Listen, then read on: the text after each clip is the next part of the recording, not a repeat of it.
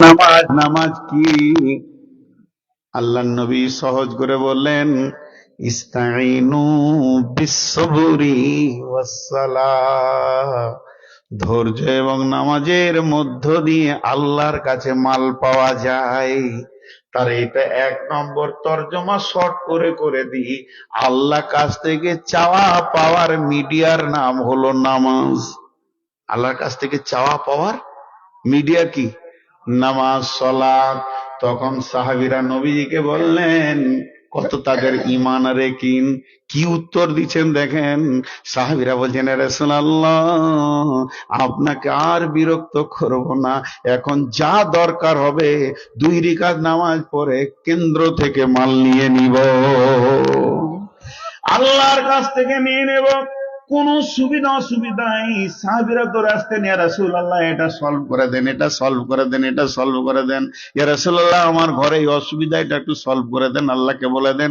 যেদিন থেকে সালাত পেয়ে গেল, সাহাবীরা বললেন, ইয়া রাসূলুল্লাহ আর আপনাকে বিরক্ত করব না, যা প্রয়োজন হবে ইস্তাইনু, আল্লাহ নিজে বলছে আমার কাছে চা, বিসসবরি ওয়াসসালাহ, ধৈর্য এবং নামাজের ভিতর দিয়ে আমরা ধীর স্থির ভাবে নামাজের ভিতর দিয়ে ভিক্ষা চেয়ে নেব, মাহুদের কাছে আর আপনাকে বিরক্ত করব না।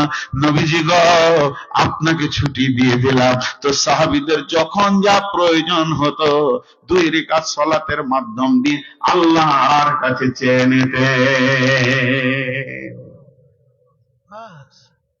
কত সহজ রাস্তা। বাচ্চা ছেলে, দুধের ব্যবস্থা বাপের কাছে না মায়ের কাছে? মা বোনেরা, আপনাদের কাছেই দুধের গোডাউন আল্লাহ রেখেছেন বাচ্চার জন্য, ঠিক না ভুল? একটা বাচ্চাকে ভোগ লাগলে আব্বার কাছে যাই না, তারও বুঝে এসেছে মাসুম বাচ্চাই গোডাউনটা আমার মায়ের কাছে আল্লাহ রেখেছে। এবার মায়ের গোটা বডিতে চুষলে দুধ পাবে না, 20টা আঙ্গুলে চুষলে দুধ পাবে না, কানের লুথড়ি ধরে চুষলেও দুধ পাবেন না, মায়ের নরম ঠোঁট ধরে টানলে দুধ পাবেন না, মায়ের জিভটা চুষলেও 1 ফোঁটা দুধ আসবে না। ধরতে হবে মায়ের স্তনকে, আর মুখ লাগাতে হবে বোঁটাতে। যখন বাচ্চায় প্রসেসটা গ্রহণ করে নেবে, মায়ের স্তনকে ধরে বোঁটাতে মুখ লাগাবে, আল্লাহর দেওয়া গোডাউন খালি হবে, বাচ্চার পেট ভরে যাবে, চোখের পানি মুছে যাবে। তেমনি 3টে জিনিস ধরতে হবে, স্তনকে, বোঁটাতে মুখ লাগাতে হবে, কান্না করছিল খাওয়ার জন্য, চোখের পানি চলে যাবে, আল্লাহর গোডাউনের মাল চলে আসবে ছেলের পেটনে, পেট ভরে যাবে। বিশ্ব মানবরে যখন যা প্রয়োজন হবে, চোখের পানিতে কান্না করে সালাত নামে স্তনকে টিপে ধরতে হবে, আর সবরের বোঁটায় টান মারতে হবে। তাড়াহুড়ো করে নামাজ পড়লে হবে না, স্তনটা ধরে ডানে বামে মুখ লাগালে হবে না, বোঁটাতেই যেমন মুখ লাগাতে হবে, তেমনি সালাত ধরার পরে ধৈর্যকেও ধরে নিতে হবে।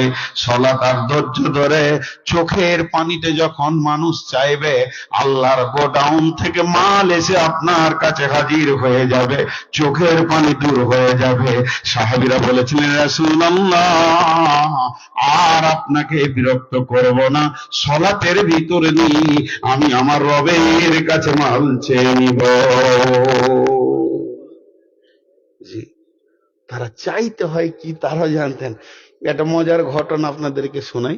এক বাদশা গিয়েছে, এটা হাদিস কোরআন লয়, গল্প আর কি, গল্প নয়, ঘটনা সত্য।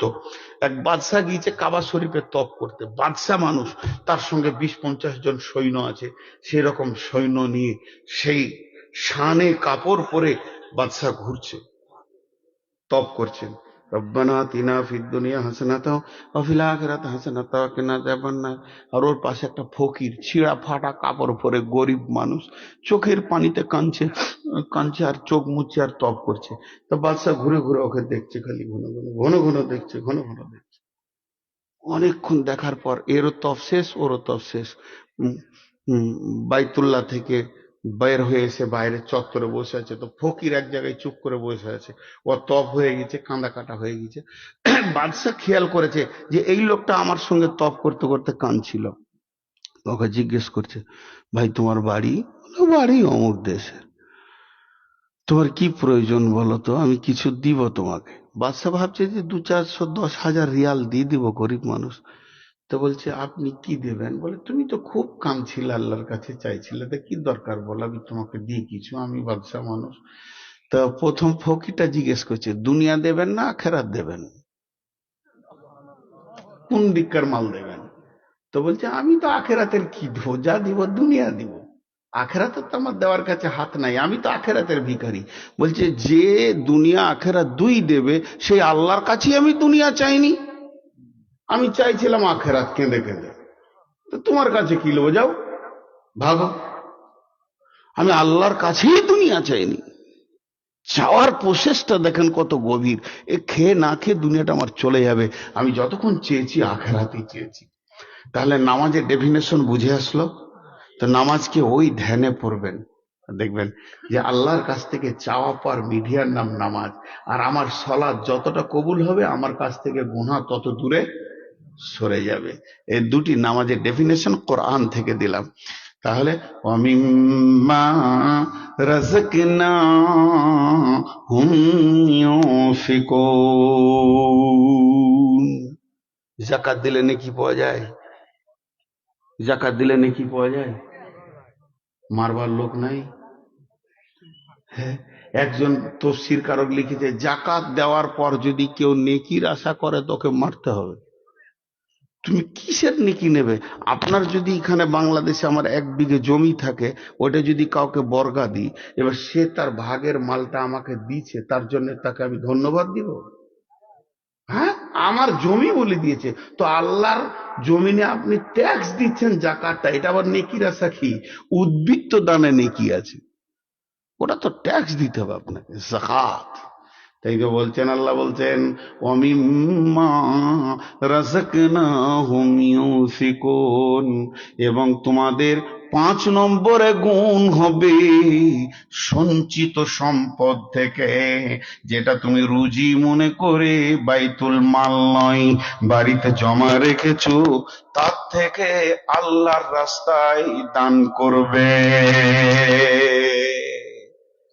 কে কে দান করবেন? 4 জন 5 জন, মাত্র 5 জন দান করবেন। বলেন দান করবেন ইনশাআল্লাহ। আল্লাহ আমাদের তৌফিক দান করুন। যারা হাত তুলেনি ওরা ভাবছে হয়তো পকেট মারা যাবে নাকি।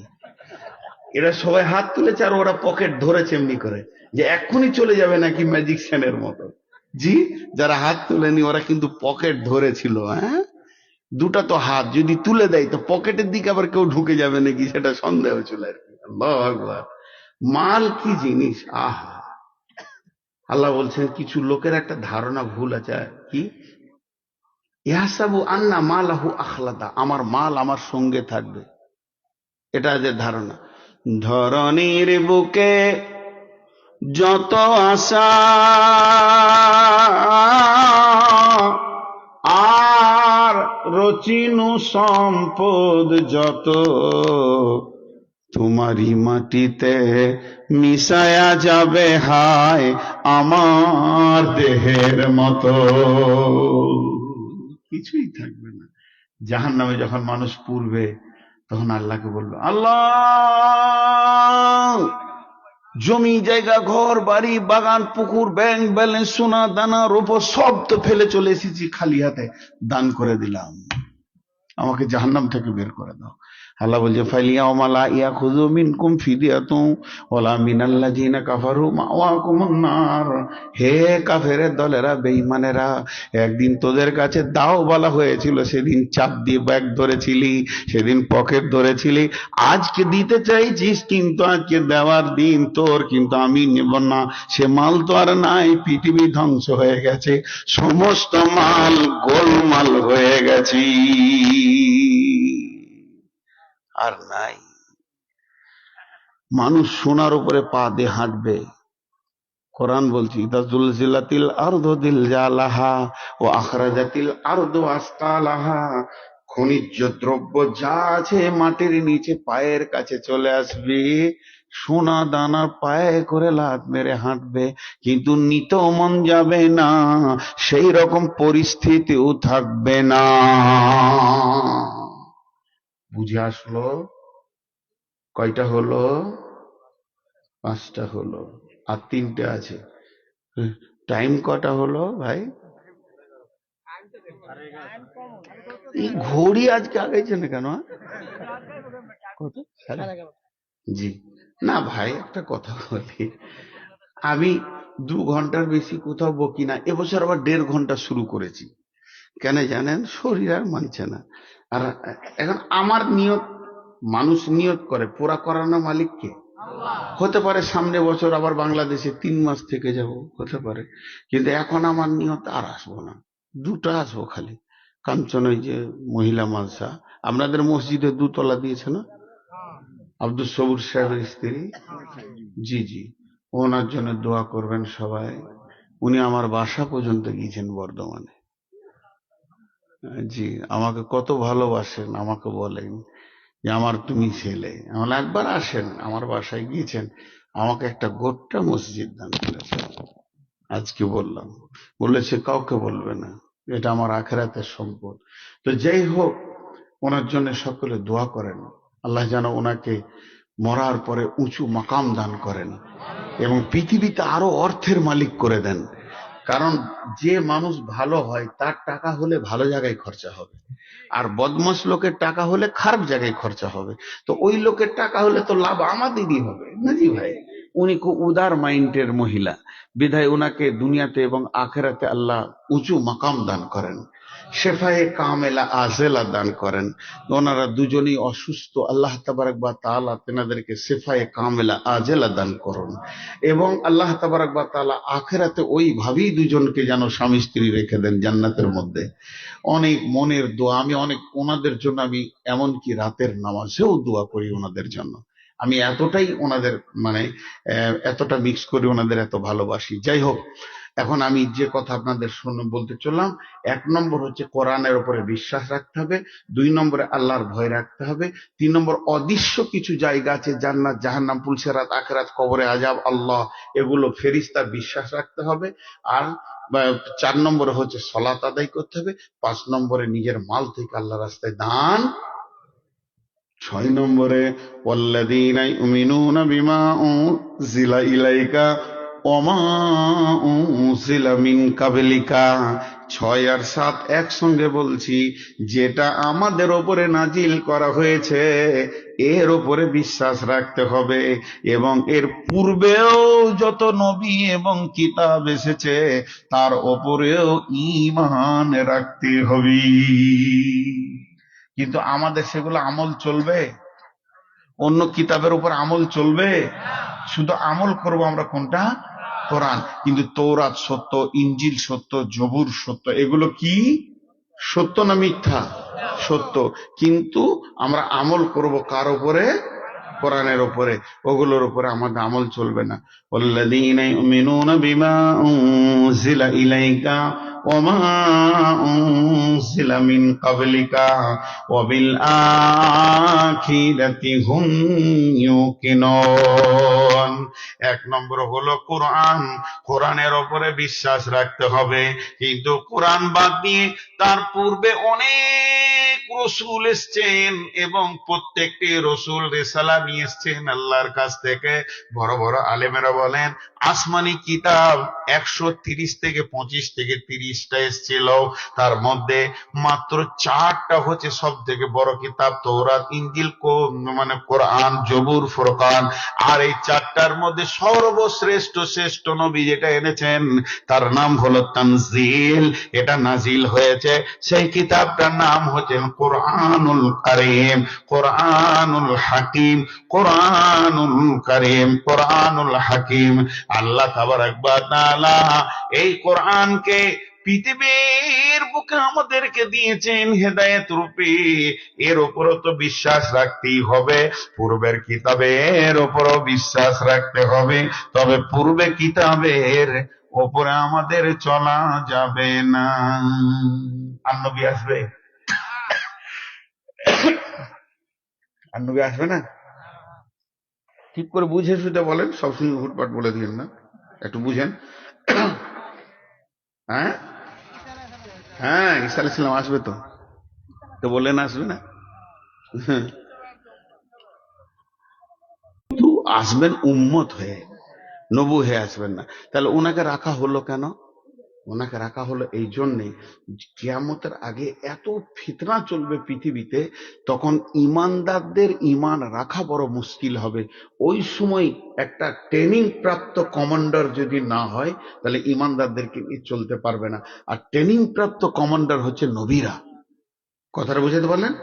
ওই জন্যে শেষ জামানায় দাজ্জালের সময় এত বিভ্রান্ত চলবে, সেই অবস্থায় একমাত্র ঈসা আলাইহিস সালাম ইমানদারদেরকে নিয়ে গছিয়ে চলবেন।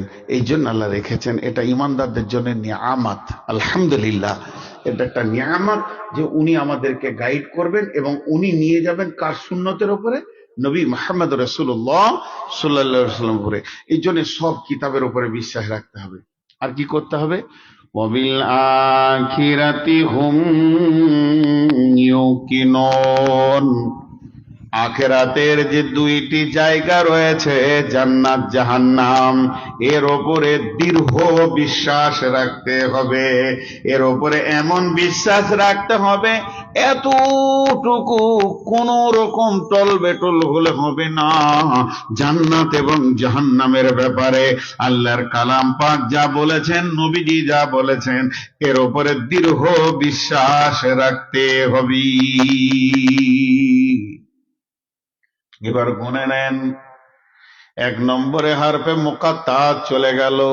2 নম্বরে আল্লাযীনা যালিকাল কিতাবু লা রাইবা ফীহি, কিতাবের মধ্যে কোনো সন্দেহ করা যাবে না। হুদাল লিল মুত্তাকিন, হেদায়েত পাবে কারা? মুত্তাকিরা। আল্লাযীনা ইউমিনুনা বিল গায়বি, যারা গায়বের উপরে ঈমান এনেছে। এবং ওয়া ইউকিমুনাস সালাতা, নামাজ পড়ে। মিম্মা রাযাকনাহুম ইউনফিকুন, 5 নম্বরে যাকাত মানে আল্লাহর রাস্তায় দান করেছে। 6 নম্বরে হলো এই পৃথিবীতে আমাদেরকে যে কোরআন দিয়েছে এর উপরে ঈমান আনতে হবে, পূর্বের কিতাবের উপরে ঈমান আনতে হবে এবং আখিরাতের উপরে পূর্ণ বিশ্বাস রাখতে হবে। 1 নম্বরে হলো কিতাবটাতে সন্দেহ করা যাবে না। 2 নম্বরে হলো আল্লাহর ভয় দিলে রাখতে হবে। 3 নম্বরে হলো গায়েবের উপরে ঈমান আনতে হবে। 4 নম্বরে হলো সালাত আদায় করতে হবে। 5 নম্বরে হলো আল্লাহর রাস্তায় দান করতে হবে। 6 নম্বরে হলো কোরআনের উপরে আমল করে চলতে হবে, বিশ্বাস রাখতে হবে। আর 7 নম্বরে হলো পূর্বের কিতাবের উপরে বিশ্বাস রাখতে হবে। 8 নম্বরে হলো কঠিন আখিরাত কিয়ামতের উপরে বিশ্বাস রাখতে হবে।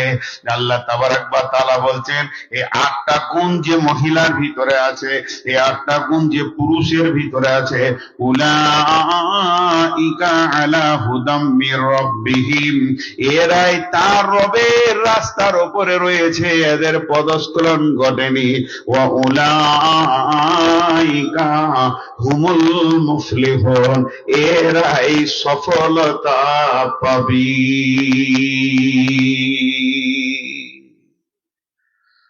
আজকের বক্তব্য সফলতার উপরে। উঠবেন না কেউ, 5-7টা মিনিট আপনারা কেউ উঠবেন না, চুপ করে বসেন। আজকের বক্তব্যটা ছিল সফলতার উপরে। প্রকৃত সফলতার রাস্তা কি, তার 8টা কথা যে কোনো একটা সূরা বাকারা থেকে প্রথম রুকু থেকে বললাম। কিন্তু এরকম সফলতার কথা কোরআনে আরো জায়গায় আছে। তো আজকের জন্য এখান থেকে বক্তব্য সমাপনী এবং শেষ, বিষয় শেষ। আল্লাহ তাবারক ওয়া তাআলা আমাদের প্রত্যেককে যেন সফলতা এবং কামিয়াবি দান করেন। জোরে বলি আমিন। আল্লাহ তাবারক ওয়া তাআলা আমাদেরকে যেন অসফল না করেন। আমাদের ভিতরে যত খারাপই আছে আল্লাহ দূর করে দেন এবং যত ভালাই আছে সেগুলো আমাদেরকে করার তৌফিক দান করেন। কিন্তু এই সফলতার যে 8টা কথা বললাম, তার মধ্যে একটা রয়েছে অমিম্মা রাযাকনাহুম ইউনফিকুন, তোমরা আল্লাহর রাস্তায় কিছু দান করো। তো এই দানের কথাটা একটু আপনাদের সামনে মাত্র 5টা মিনিট বলছি। আল্লাহর রাস্তে কেউ আছেন 1,000, 10,000, 20,000, 50,000 দান করবেন? আলতাফ ভাই দান করেছেন 5,000, দাদা দাদি 50,000। তো এটা 5,000 লিখেছেন, এটাও 5,000 লিখেছেন। 50,000 দান করবেন। 15 তো একটা কই? না ঠিক আছে, মোট মিলে ও তো মোট 15,000। হ্যাঁ, আলতাফ ভাই মা বাবার নামে 5,000, দাদা দাদির নামে 5,000, ছেলে মেয়ে মাদ্রাসা ভর্তি ফি, এটা সমস্ত কিছু নিয়ে 5,000, টোটাল 15,000 টাকা উনি দান করেছেন। আর কেউ আছেন আল্লাহর ভাই, আল্লাহর গোলাম? আর কেউ আছেন ভাই আল্লাহর গোলাম, আল্লাহর হস্তে কিছু দেবেন? মাশাআল্লাহ, মাশাআল্লাহ, 2,000 টাকা আল্লাহর এক গোলাম দিয়েছেন। মাত্র 5-7 মিনিট, বেশি নয়। আর আপনারা যে যেমন পারবেন এই স্টেজে দিয়ে বেরিয়ে যাবেন। 1 টাকা 10 টাকা যখন দোয়া পরে শেষ করে দিব ইনশাআল্লাহ। ওয়ালাইকুম সালাম। মাশাআল্লাহ, কত আছে এখানে? 10,000। আচ্ছা, মাশাআল্লাহ। বোনাইদের 500 কাইয়ম টাকা। 2000 টাকা দিবি বলছে। হ্যাঁ? বোনাইদের কাইয়ম ও ভাই আচ্ছা, বোনাইদের কাইয়ম ভাই 2,000 টাকা দেবেন। আর কেউ আছেন ভাই? উঠিন না, আমি আমি আপনাদেরকে বেশি টাইম নেব না, অল্প টাইমে ছেড়ে দিব। ওয়ালাইকুম সালাম। জি ভাই, 100, 200, 500 যারা দেবেন তারা উঠিয়েন না। অধ্যাপক মোবারককে সালের বড় ছেলে দিছে 5000 টাকা ওনার জন্য একটু আচ্ছা, দোয়া। 5,000 টাকা কি নামে না মোবারক হোসেন? উনি তো মারা গেছে, আমাদের আচ্ছা, জমিয়তের আচ্ছা, সভাপতি ছিল। জমিয়তের সভাপতি যিনি ছিলেন ওনার ওনার ছেলে। বাড়ি এটা। আল্লাহ আকবার, এটা ওনার বাড়ি। মাশাআল্লাহ। আহ, বাবার নামে জানি নিয়ত করেন খালি। আর কেউ আছেন? বলার দরকার নাই। মাগো উসি সে जो देते हैं খুশি সে, আল্লাহর কাছে চাও। জি, যা চাওয়ার থাকে। মাশাআল্লাহ। আর কেউ আছেন আল্লাহর গোলাম, রসুলের উম্মত, আল্লাহর জন্য বলেন? হ্যাঁ, উঠিয়েন না, 5টা মিনিট উঠিয়েন না, আমি দোয়া পড়ে দিব, তারপর আপনারা উঠবেন। তবে একটা কথা বলে দিই, আমি যখন দোয়া পড়ে দিব তখন আপনাদের কাছে যার কাছে যা আছে, আমি একটা চাদর রাখবো ওখানে আর এখানে, স্টেজে দেবেন এবং দান বাক্সে দেবেন। স্টেজেও দিতে পারেন, এখানে ছুড়ে দেবেন, দান বাক্সে দেবেন আর চলে যাবেন। আমি আপনাদের কাছে 5 মিনিট চেয়ে নিয়েছি, তার মধ্যে ধরেন 1 মিনিট হয়েই গেল, 1-1.5 মিনিট। আর 3 মিনিট মতো থাকেন, দোয়া করে দিচ্ছি। এর মধ্যে গুটিয়ে নাও, ওই অন্তত মোবাইল গুলো টেনে নাও। আল্লাহর বান্দা কেউ আছেন?